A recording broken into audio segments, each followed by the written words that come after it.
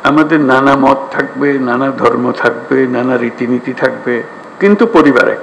আমরা সবাই একই পরিবারের সদস্য, এটাতে জোর দিয়েছিলাম। আমাদের শত পার্থক্য সত্ত্বেও আমরা কারোর শত্রু নই, পরস্পরের শত্রু নই। মাঠের অলরাউন্ডার আমি, আর ঘরের allrounder Tylox. Tylox toilet cleaner, clean মানেই টাইলক্স। আমরা এক জায়গাতে এক কাতারে ওইখানে চলে আসি যখন আমাদের জাতীয়তার প্রশ্ন আছে, আমাদের পরিচয়ের প্রশ্ন আছে। আমরা বাংলাদেশি, আমরা এক পরিবারের সদস্য। তারপরে যখন শপথ গ্রহণ করলাম তখন থেকেই শোনা আরম্ভ করলাম যে সংখ্যালঘুদের উপরে অত্যাচার হয়েছে। তো আমার মনটা খারাপ হয়ে গেল। একটু আগে বললাম আমি এই কথা, এখন বলেছি অত্যাচার হয়েছে। এর পরে আমি ঢাকেশ্বরী মন্দিরে গেলাম, আপনারা ছিলেন, সেখানেও একই কথা বললাম যে আমরা একই পরিবারের সদস্য, এবং বলছে যে আমরা অন্য সব দাবি দেওয়া বাদ দিলেও একটা দাবি আমাদের একদম পরিষ্কার, আমাদের সবার সমান অধিকার, বলার অধিকার, ধর্মের অধিকার, কাজকর্মের অধিকার, এবং সেটা আসছে আমাদের সংবিধান থেকে, নাগরিক হিসেবে আমাদের প্রাপ্য, এবং রাষ্ট্রের দায়িত্ব হলো এটা নিশ্চিত করা। শুনলাম এখনো সংখ্যালঘুদের উপরে হামলা হচ্ছে। আমি সবাইকে নিয়ে বসলাম, আলাপ করলাম এটা কিভাবে করা যায়, এটার থেকে উদ্ধার পাওয়া যায় কিভাবে। তখন দুর্গাপূজার সময় আসলো, তখন বললাম যে একটা সুযোগ, কারণ এখানে একটা বড় সমস্যা হইতে পারে, যেহেতু এটা পূজার ব্যাপার, আনন্দের ব্যাপার, উৎসবের ব্যাপার, এখানে হামলা হওয়ার সম্ভাবনা আছে। আমাদেরকে নিশ্চিত হতে হবে যে হিন্দু সম্প্রদায়ের উপরে কোনো রকমের হামলা যেন না হয়। আমি খুব খুশি হলাম, সবাই তা খুব সিরিয়াসলি নিল। আপনাদের মনে আছে, খুব উৎসব সহকারে সবাই দুর্গাপূজা করলো। কয়েক হাজার পূজা মণ্ডপ ছিল, সব জাতীয় খবর হলো সুন্দর হয়েছে। তাঁতিবাজারে একটা ঘটনা হয়েছিল, একটা ককটেল ফাটিয়েছিল একজন, ফাটায়নি, ককটেল মেরেছিল, এটি একমাত্র খবর ছিল। তবু আনন্দিত হয়েছিলাম, নিশ্চিত হয়েছিলাম এই জন্য যে আমরা সবাই একযোগে, এবং সেখানে সবাই যোগদান করেছে। এটা শুধু হিন্দু সম্প্রদায়ের উৎসবের বিষয় ছিল না, এটা পুরা জাতীয় উৎসবে পরিণত হয়েছিল। সবাই উৎসব করেছে, ছেলে মেয়েরা গেছে, বুড়া বুড়িরা গেছে, মুসল্লিরা গেছে, মৌলানারা গেছে, সবাই গেছে, আনন্দ সহকারে করেছে। তারপরে মনে একটু তৃপ্তি পেলাম যে হ্যাঁ, একটু তো কাজ করেছি। এখন আবার নতুন কথা, হামলা হচ্ছে, অত্যাচারিত হচ্ছে, এবং বিদেশি গণমাধ্যমে না, এটা প্রচার মাধ্যমে বলবো, প্রচার মাধ্যমে প্রচারিত হচ্ছে যে এটা হচ্ছে। তা আমি খোঁজ নিচ্ছি যে কেন হচ্ছে, কি হচ্ছে। সব দিক থেকে খবর যে না, হচ্ছে না। ওই যে এক খবর হলো হচ্ছে, আর খবর হলো হচ্ছে না, মাঝখানে একটা ফাঁক থেকে যাচ্ছে, এটা ঠিক না। এটার অবসান হতে হবে। আমাদেরকে যে তথ্য আমরা পাচ্ছি সেই তথ্য ভুল হতে পারে, কাজে তথ্যের উপরে ভরসা করে বসে থাকলে কিছু নাই, এটা অন্ধের মতো বসে থাকার মতো।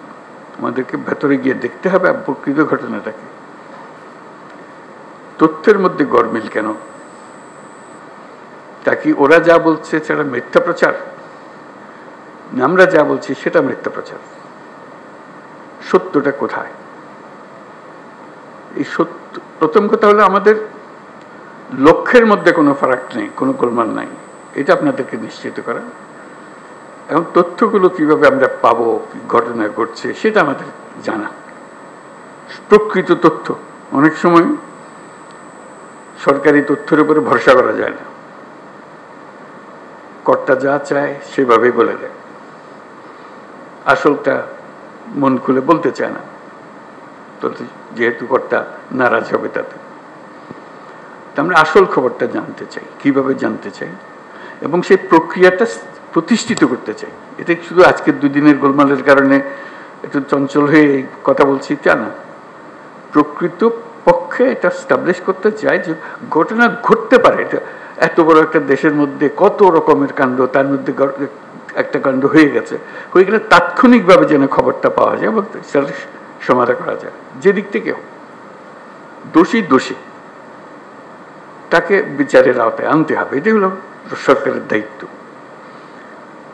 প্রথম কথা হলো যে এটা না হওয়াটা পরিবেশ সৃষ্টি করা, একটা যদি হয়ে যায় তাকে তাৎক্ষণিকভাবে সেটার প্রতিকারের ব্যবস্থা করা, এটাই হলো বিষয়। আমি যা বলছি আমার মনে হয় বাংলাদেশের বেশিরভাগ মানুষ তাই মনে করে। এভাবে হওয়া উচিত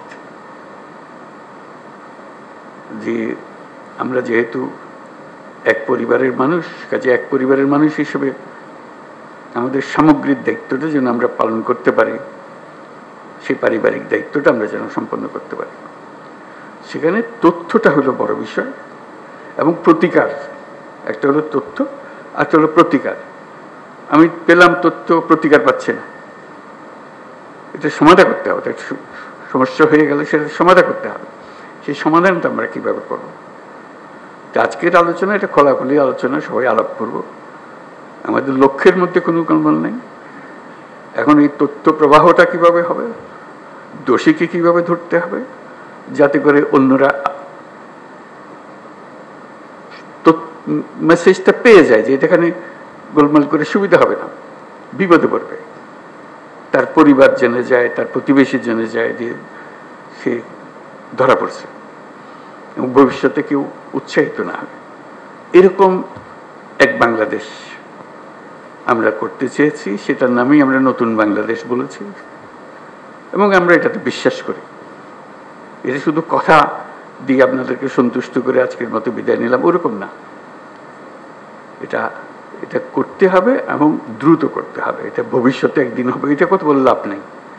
ভবিষ্যৎ তো আর আমরা কোনদিন দেখবো না, আমরা বর্তমানের মধ্যে আছি, বর্তমানেই করে যেতে হবে যা কিছু। কাজেই সেটাই আপনাদের কাছে আরজ যে খোলাখুলিভাবে আলাপ করবেন বিষয়টা, এবং এই তথ্যটা কিভাবে পাবো, কিভাবে সংগ্রহ করব, কিভাবে নিরাপদে সংগ্রহ করব, যে তথ্য দিচ্ছে সে আবার বিপদে পড়ে না যায়, মুশকিল তো, ওইটাও নিশ্চিত করা। এবং সত্যি সত্যি প্রকৃত দোষী ব্যক্তি চিহ্নিত হয়েছে এবং সবাই আনন্দিত হয়েছে যে খবরটা ঠিক জায়গাতে পৌঁছেছে, এবং সেই খবরটার একটা প্রতিকার এসছে। শুধু খবর দেওয়া না, খবরের পেছনে এটা প্রতিকারও এসছে।